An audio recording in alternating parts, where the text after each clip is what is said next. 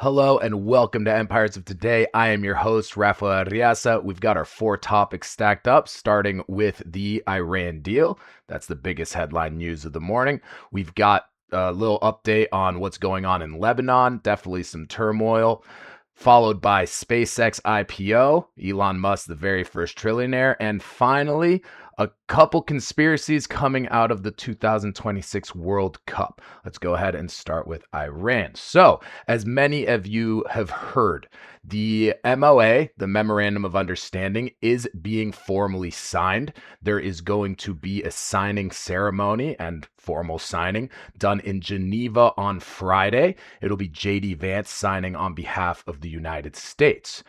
The stipulations are that Iran has officially, apparently, agreed to never having a nuclear weapon. So that is full non-proliferation of nuclear weapons. They are going to be locked out of development aside from the development that is allowed by international inspectors, by the treaties having to do with nuclear proliferation. Of course, the Strait of Hormuz is set to open, and fighting has essentially stopped. The blockade is being lifted. The way that I see it, though, is this isn't really different from what we had before the war began. Was the blood and treasure really worth spending in this situation? I genuinely am not sure. We're going to have to see. Apparently, this is, according to the administration, a great deal for the United States, that it is exactly what we've been looking for. But I recall that we were looking for a full-on surrender, complete surrender of the IRGC, of the Iranian Islamic regime, and of course, of potential regime change. So, has any of that happened? Apparently not.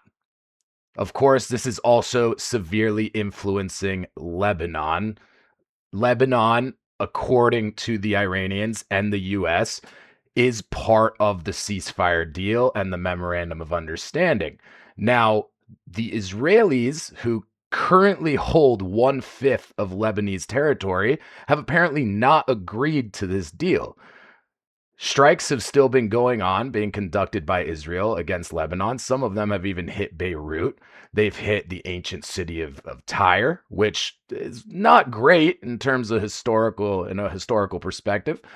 Some of the ancient walls of the Roman city were actually destroyed and damaged severely. And of course, there's millions of people displaced.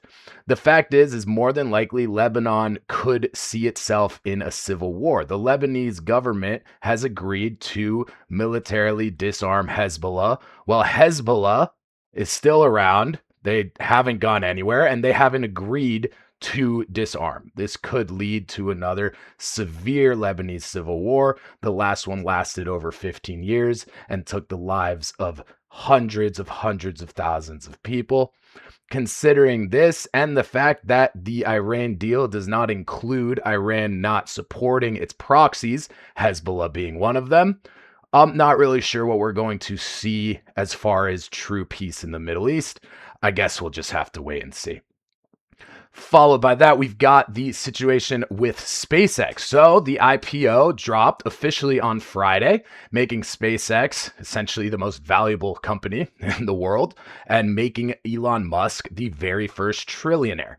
This is quite significant because the fact is there's never been a company that's been this successful. In addition to that, 30% of the stock was actually available to what is considered retail investors.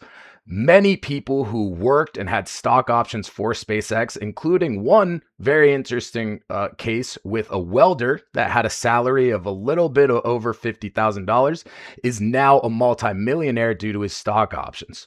To me, anybody that's saying that this is terrible, that this is, a bad form of capitalism, I mean, you're really not seeing the bigger picture here.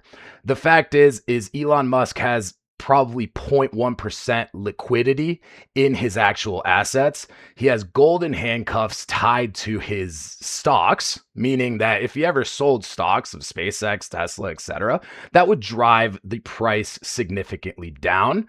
And so essentially, he has to completely stay in. Fact is SpaceX has done some wonderful things for the world. For example, allowing Starlink to go give access to people who would have never had access, including some indigenous tribes in the Amazon, which I have actually visited, now have access through Starlink. This is really significant. And the fact is that, high tide raises all ships. I mean, that's essentially how I think about it. In the end, his liquidity is significantly less than what his actual net worth is. And the fact that this can even be done, a person can come here to the United States and essentially become not only the wealthiest person in the world, but create a space program that completely took away the monopoly held by the United States. NASA specifically is very, very significant. Went a little bit over on that one, but let's go right into the World Cup. Is it rigged for Portugal to win? That is really the conspiracy that's going around based on a clip from The Simpsons, which apparently has Portugal winning the World Cup. The conspiracy is that Mexico and Portugal will reach the final. And of course, Portugal will win essentially because this is Ronaldo's last World Cup. Cristiano Ronaldo is 41 years of age, and there's no way that he's going to be coming back for the next one. So, in essence, there is a very close relationship between Ronaldo and the head of FIFA.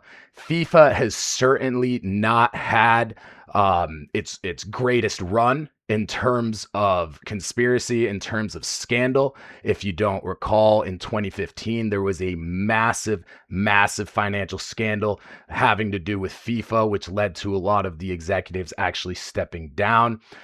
Whether this is rigged or not, the fact is FIFA has essentially lost credibility. Even if this isn't actually true, people are believing it. People don't trust that FIFA itself is actually conducting these games, is actually using the World Cup in a fair way. The fact is if Ronaldo were to make it to the end, this would be extreme viewership for FIFA. It would mean billions and billions of dollars of revenue. And for what it's worth, I wouldn't pass it by them. So is Portugal going to win? I guess we'll have to wait and see. That's all we got for today. Straight talk, no fluff. Please like and subscribe. I'll see you next time.